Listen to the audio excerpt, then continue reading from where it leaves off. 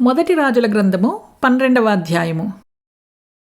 3వ దినమందు నా యొద్దకు రండని రాజు నిర్ణయము చేసియున్నట్లు యరొబామును జనులందరును 3వ దినమున రెహబామునొద్దకు వచ్చిరి.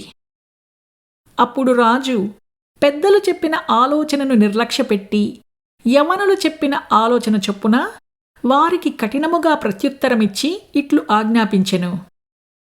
నా తండ్రి మీ కాడిని బరువుగా చేసెను కాని నేను మీ కాడిని మరి బరువుగా చేయుదును.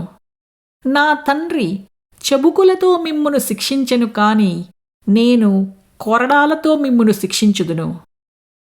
జనులు చేసిన మనవిని రాజు ఈ ప్రకారము అంగీకరింపకపోయెను. షిలోనీయుడైన అహీయా ద్వారా నెబాతు కుమారుడైన యరొబోముతో తాను పలికించిన మాట నెరవేర్చవలెనని యెహోవా ఈలాగున జరిగించెను. కాబట్టి ఇశ్రాయేలు వారందరును రాజు తమ విన్నపమును వినలేదని తెలిసికొని రాజుకీలాగు ప్రత్యుత్తరమిచ్చిరి. దావీదులో మాకు భాగమేది? యెషయి కుమారుని యందు మాకు స్వాస్థ్యము లేదు. ఇశ్రాయేలు వారలారా, మీ గుడారములకు పోవుడి. దావీదు సంతతి వారలారా, మీ వారిని మీరే చూచుకొనుడి అని చెప్పి ఇశ్రాయేలు వారు తమ గుడారములకు వెళ్ళిపోయిరి.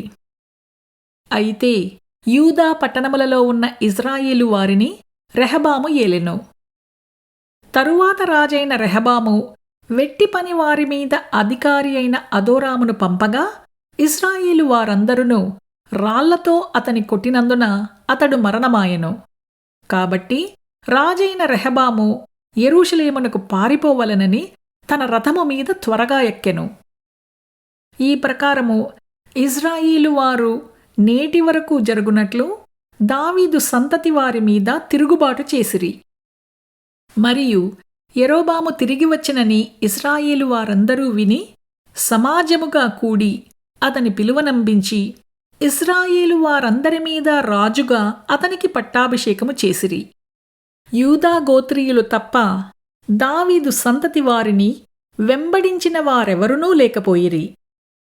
రెహబాము యెరూషలేమునకు వచ్చిన తరువాత ఇశ్రాయేలు వారితో యుద్ధము చేసి రాజ్యము సొలొమోను కుమారుడైన రెహబాము అను తనకు మరలా వచ్చునట్లు చెయ్యుటకై యూదా వారందరిలో నుండియు బెన్యామీను గోత్రీయులలో నుండియు యుద్ధ ప్రవీణులైన 180,000 మందిని ప్రోగు చేసెను.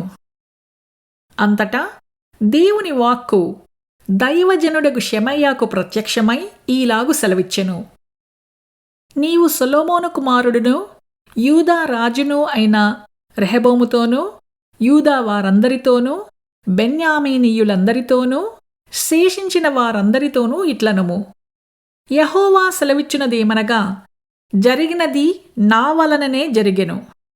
మీరు ఇశ్రాయేలు వారగు మీ సహోదరులతో యుద్ధము చేయుటకు వెళ్ళక అందరునూ మీ ఇండ్లకు తిరిగిపోవుడి. కాబట్టి వారు యెహోవా మాటకు లోబడి దానిని బట్టి యుద్ధమునకు పోక నిలిచిరి.